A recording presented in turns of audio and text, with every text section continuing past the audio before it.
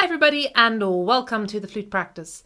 Today I am going to be sharing with you guys one of my absolute favorite exercises, particularly great for chromatic practice.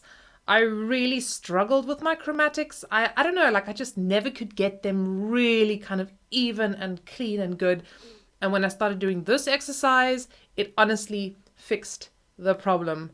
I don't want to oversell this exercise too much, but I can tell you that most of my students that do and have done this exercise manage to fix their chromatics really quickly. I'm going to warn you guys, it is torturous in the beginning, it is not fun, but it's one of those things, torture yourself now to reap the rewards later. Just to lighten the mood ever so slightly, I want to introduce here our new little flute practice mascot. I'm officially calling her Chroma. Chroma the chromatic. It's really fitting because the word chroma, chromatic, actually means color in Greek or Latin, Italian. It means color. It means color, for real. So she's quite colorful. So chroma is a good word, and she's going to be chilling right over there. Okay, so here is how this exercise works. I'm going to start us off today in a relatively comfortable register. We're going to start on G, and basically you're going to play 6 notes of the chromatic scale going up, and then you're going to jump to the next degree of the chromatic scale and do 6 notes going up. And you're going to keep going like this. So I'm going to play this, hopefully it'll become a little bit more clear. So what you're going to do, so there we had 1, 2, 3, 4, 5, 6. Now from the G we're going to jump to the G sharp. Then the next step is A. And then B flat.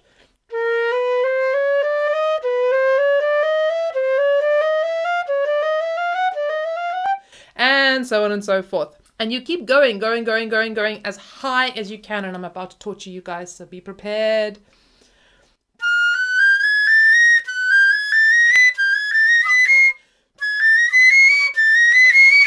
That's all the way up to high D if you can, but go to the highest note that you can play, and then you repeat the high note.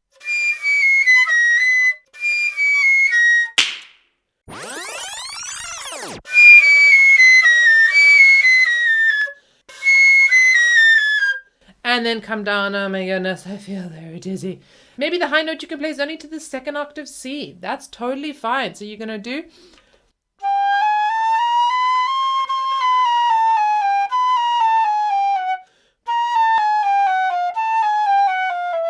and so on and so forth. Always 6 notes, and I like to just think 1, 2, 3, 4, 5, 6, 1, 2, 3, 4, 5, 6. Now when starting this exercise, it is super torturous, and you're probably going to skip some of the notes of the chromatic scale. You might get super confused. You might literally quit halfway through. My encouragement is come back to it tomorrow, or keep persevering. Because eventually what happens is you become more and more comfortable with this.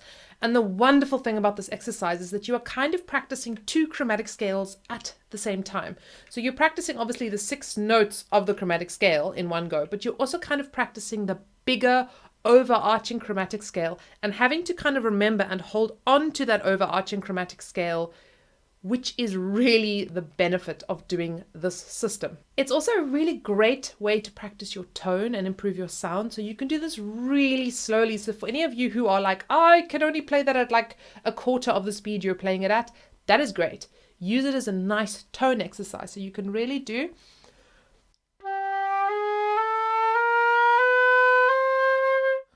even slower.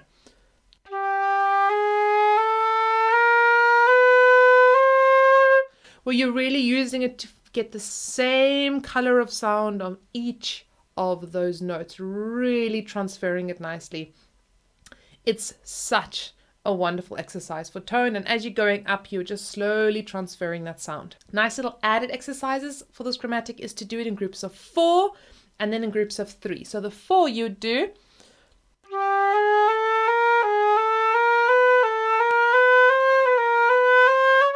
I still find that one super confusing, to be honest, so it's a good one for me to practice. And then groups of 3, which is really fun.